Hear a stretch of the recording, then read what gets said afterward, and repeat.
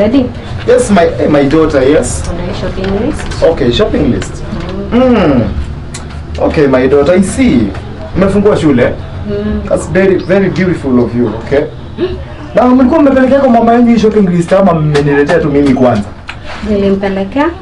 Akasema nikuletee kwanza. Okay. Hakuna shida my daughter. Naona soap, tissue, okay, good. Yes. Kuna kitu unaweza kuwa umesahau nje kweli? Hapana, maybe pocket money. Pocket money. Oh, don't worry about that my daughter. So, hii inafika 5,000, it's okay? So weka hii alafu tutaenda nawe kwa gari tuende shopping before muende shule, okay? Daddy. Daddy. Yes, kijana mwenye asikii maneno.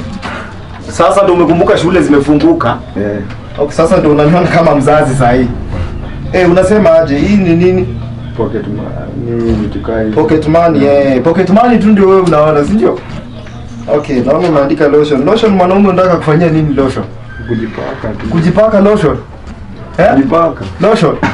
Hakuna kitu kama hiyo tunatoa. Geisha? Unataka kufanyia nini geisha? Kuoga. Hakuna kuoga. Mwanaume unaoga kweli? Mwanaume unajipaka mate. Angalia huyu, ati mkate milk hakuna. Hizi vitu zote toa. Ubakishe pens and books peke yake. Hiyo ndio vitu ya maana. Takupea shilingi 500 ya pocket money. Wewe usikii maneno shika. Toka mbele yangu bana. Daddy. Hakuna kitu kama hiyo. Daddy, kwanza niliona huyu. Yes. Na msichana kina Shara huko chini. Ulimwona na msichana huyu? Yes. Wewe unaona umefika mwanaume, unatembea na wasichana na bado unakaa kwako. Ni uongo. Uongo ndio maana ulianguka mtihani Ni uongo. Hakuna kitu kama hiyo. Sasa hata hiyo 500 sitakupea. Yes. Umfanye vizuri baba kuniambia. Umfanye vizuri kuniambia. Huyu najua mambo yake ni ngumu sana. So wewe hata hiyo 500 sitakupea. Tokeni mbele yangu.